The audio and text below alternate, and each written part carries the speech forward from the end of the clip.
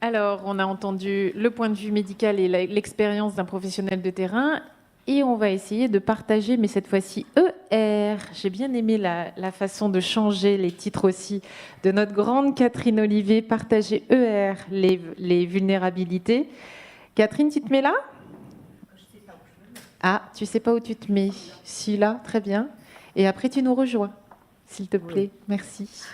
Bonjour, comme je suis un être indiscipliné par définition, n'est-ce pas Emmanuel, je voudrais juste dire que j'ai adoré, mais je crois que je ne suis pas la seule, mais il faut quand même lui dire, de Bertrand Cantin. Vous noterez que je n'ai pas de trouble de la mémoire récente, malgré mon âge. Bien sûr que j'ai pu qu'adorer. Il me manque juste une chose, puisqu'on vous a tous dit que la première valeur éthique, c'était de partager le sens des mots. J'ai un petit manque sur le coup du polythéiste. Ça va, j'ai fait du grec, donc je vais bien. Mais le polythéisme méthodologique, merci de m'envoyer un petit mail pour... C'est là, j'ai un peu nagé. Voilà, mais j'ai adoré, comment pas adorer cette façon d'aborder le catalogue Picard surgelé quand même, ça c'est clair. Et puis quelquefois quand on est confronté à l'adversité et à une grande adversité, quelquefois l'ironie, l'humour sont des ressources incommensurables et j'aimerais vous faire remarquer que confronté à la difficulté, et Nicole en a fait preuve à plusieurs moments, les malades eux-mêmes sont capables d'avoir un humour et une autodérision absolument extraordinaire. Et comme je dois peut-être quand même commencer 15 ans avant, n'est-ce pas Laurence, mon petit Alzheimer, je vais cultiver l'humour. C'est quelque chose que je fais depuis longtemps, c'est peut-être pour ça que ça va encore. Je voudrais juste commencer par vous dire quelque chose, vous lire quelque chose qui est une parole de malade. On ne me regarde pas comme je suis, mais comme on pense que je vais devenir. Dit Philippe, médecin, 62 ans, malade depuis plusieurs années. Et je crois que là, dans cette phrase-là, tout est dit du tragique de ces maladies neurodégénératives dont tout le monde fait semblant d'effacer un mot essentiel qui est évolutive. Et bien évidemment, un malade qui vit au présent, c'est son présent dont il témoigne et pour lequel il a des exigences légitimes. Comment ne pas penser à l'avenir, à son avenir, quand on aime et quand on est responsable? Comment ne pas penser à notre avenir quand on aime et quand on est responsable? Il est impossible de conjuguer en même temps, au même moment, le présent et le futur. Et on le voit bien, et j'ai adoré aussi cette approche de Jacques Frémentier qui a parlé de cette maladie d'Alzheimer, c'est moi qui rajoute Alzheimer, de cette maladie du corps social. Parce qu'on voit bien que ce corps social dans lequel je mets tout le monde, je veux dire par là, nous-mêmes, famille de malades, aidants, proches, philosophes, professionnels, médecins, infirmières, et décisionnaires et financeurs politiques, nous faisons tous partie de ce corps social. Or, dans ce corps social, je ne vois pas comment on peut ne pas se projeter parce que c'est un devoir de responsabilité que de prévoir. Et pour vous montrer à quel point, deux exemples, quelques exemples qui vont juste s'ancrer dans la vraie vie des aidants, des familles. Comment vais-je tenir le coup avec mon cancer ? Quand on l'a opéré la première fois et qu'on m'a fait une chimiothérapie, mon mari n'était pas malade d'Alzheimer. Et chaque année, j'ai un contrôle. Et si ça récidive, qu'est-ce qui va se passer pour son avenir et mon avenir? Qu'est-ce qui va se passer si je ne tiens pas le coup physiquement, psychiquement, intellectuellement, moralement. Qu'est-ce qui va se passer pour mon porte-monnaie quand l'établissement va me coûter 3 000 € par mois? Que vais-je devenir, moi, vieille épouse? Avec quoi vais-je manger? Tout simplement manger. Je connais des conjoints qui s'achètent de la viande exclusivement quand ils ont la visite de leur petit-fils, parce que c'est trop cher. Que vais-je devenir quand je ne pourrai plus assumer tout ce que le saupoudrage social m'accorde?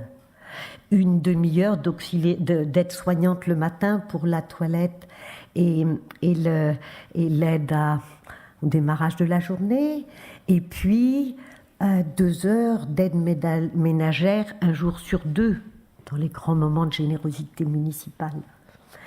Mais que vais-je devenir? Que va-t-il devenir, lui, elle, quand nous allons au marché le samedi et qu'on rentre à la maison, eh ben, il s'est déjà trompé de maison. Qu'est-ce qui va se passer quand je ne suis pas là et que moi, la fille, je suis au travail? Comment ne pas se projeter dans un avenir qui, par évidence, compte, et je l'en remercie, Fabrice a osé prononcer le mot qui est dans le monde anglo-saxon prononcé par les malades eux-mêmes, qui est le mot de démence. Je ne suis pas en train de parler de la vieillesse, là. C'est un tout autre monde, celui de ce monde de la démence. Et c'est un tout autre monde que celui de l'évolution d'une maladie, que nulle et personne ne peut à ce jour espérer, ne serait-ce que stabiliser réellement, durablement.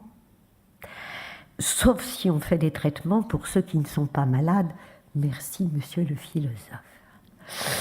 Tout ça simplement pour partager avec vous cette certitude que les vulnérabilités ne se partagent pas. Ça n'est pas une part de gâteau, ça n'est pas un espace de bureau, ça n'est pas un espace de savoir qui a des contours précis, clairs, délimités. Les vulnérabilités, c'est une pieuvre. C'est un bras de pieuvre qui part des vulnérabilités intrinsèques de la personne malade, fluctuantes, évolutives et variables, chercher des repères dans tout ça, pour venir toucher délicatement, mais inexorablement, tous ceux qui s'y frottent, qu'ils soient proches, famille, aimantes, assistantes sociales, médecins, infirmières, aides-soignantes, philosophes ou politiques. Je vais pour conclure, parce que Emmanuel est toujours d'une plus grande sévérité avec moi si je dépasse qu'avec les autres. Je ne sais pas pourquoi. C'est même pas vrai, moi aussi. Ben oui, nous avons une vieille histoire. Simplement pour vous dire que je suis intimement convaincue qu'il s'agit de partager ER et de ne pas partager EES. Parce que ça ne se partage pas. La notion même de partage, c'est qu'on divise quelque chose entre plusieurs têtes, épaules, portefeuille ou ce que vous voulez. Or, on n'est pas du tout dans le partage. On est dans la contamination. On est dans l'empilage. On est dans la surproduction. On est dans la potentialisation des uns et des autres. Et un exemple, 2 exemples. J'essaierai de ne pas être trop méchante. Il arrive parfois c'est difficile. Mais quand nous avons l'exemple du politique à haut niveau, qui applique du premier au dernier mot et à la lettre la confusion de la vieillesse et de la maladie, c'est grave. Quand le politique décide artistiquement de transformer le A de Maya, et entre nous, je vous fais une confidence, je suis dans l'incapacité psychique, intellectuelle, philosophique et matérielle de vous dérouler le nouveau sens du nouveau bidule Maya. Mais ce que j'en ai retenu, c'est que ceux qui ont su peur de leur avenir Les politiques ont adroitement transformé le A de Alzheimer en A de âgé. Pouf!